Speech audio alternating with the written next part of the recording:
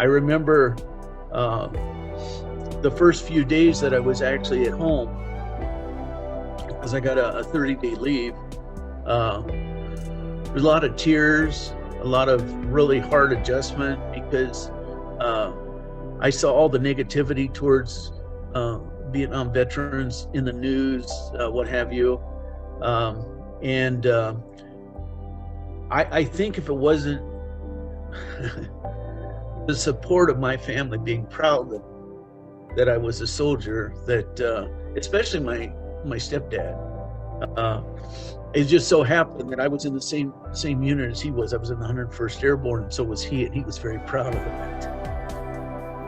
I had friends that went in the military, and they all said that, you know, you're not going to be the same when you come out as you were when you went in, and I didn't buy into that. I thought, hey, it's me. I'm going to always be me. And when I got out, I did notice the changes.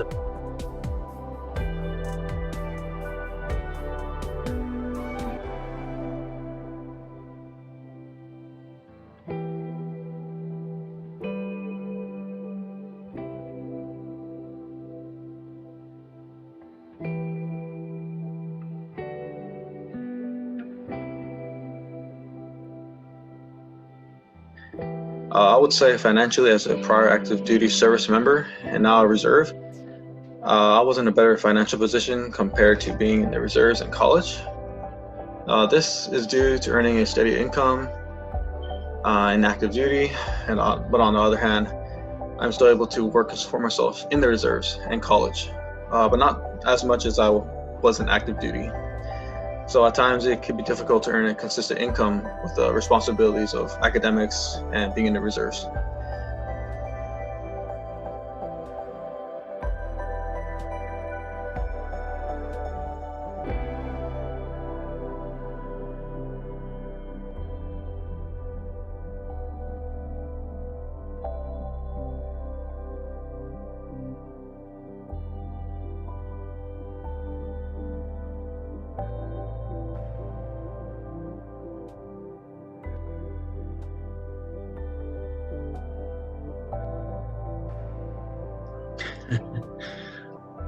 I think just listen, because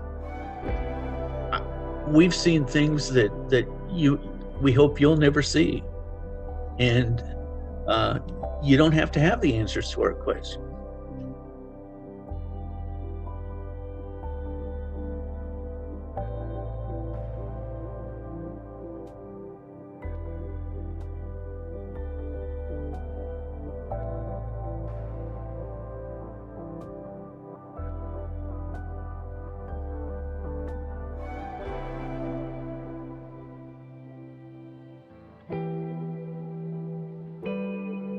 A lot of people, until lately, a lot of people, they really didn't want to talk about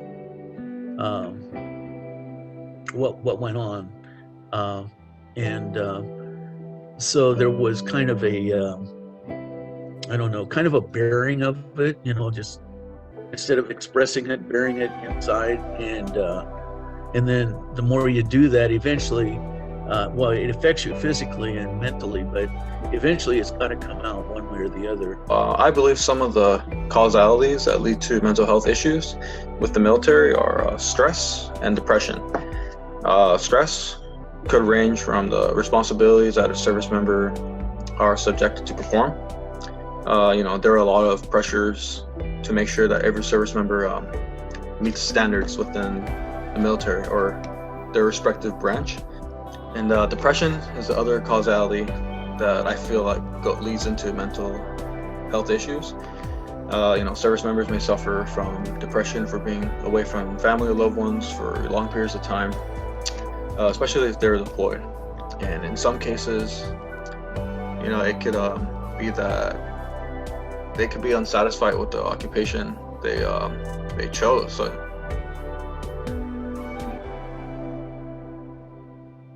I feel that the best method in preventing suicide rates within the military population is being able to reach out to any individual within that population, whether they're currently serving, or if they're a veteran, and just being able to listen for what they have to say, being empathetic and showing that you care about their well-being, it'll acknowledge that they have meaning in their life.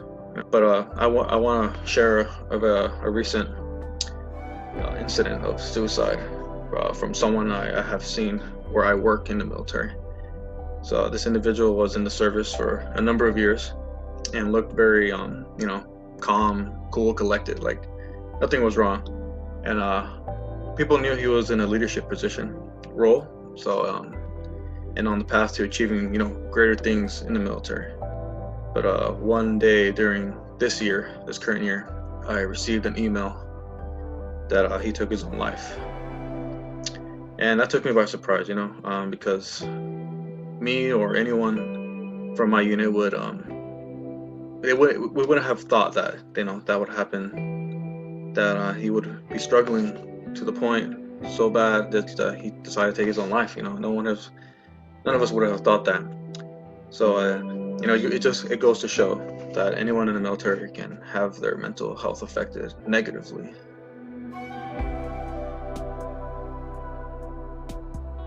Well, the service I use with the VA is the GI Bill education benefit.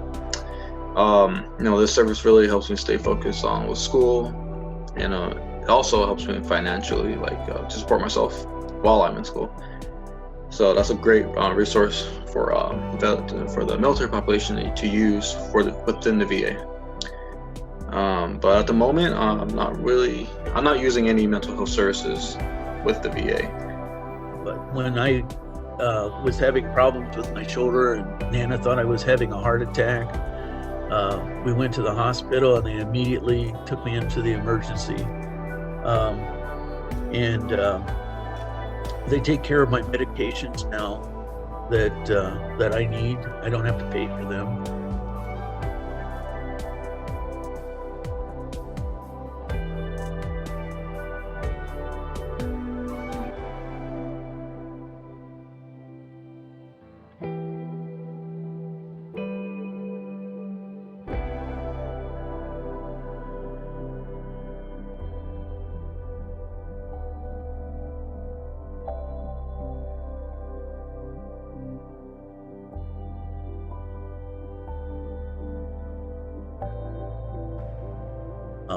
Listen to what's being said by the veteran. I think that they need more compassion and understanding, and not say, well, we have a budget here, and my department, if I include you in here, it's going, I'm going to go over budget. I realize budgets are important, but I also realize that people are important, and that people should supersede budgets.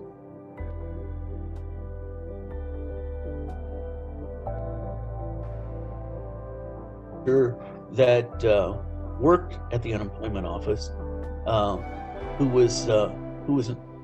had been in Iraq, and so when he saw that I was a Vietnam veteran, he came to me and he took my hand and said, "We are so proud of you guys that are Vietnam veterans, because if it wasn't for you guys, the VA would still be where it was during World War II. In other words, Agent Orange, all these things, PTSD, he was so happy, that we had gone through that, because it made it so much easier for them to get benefits." And I never realized that, to be honest with you, that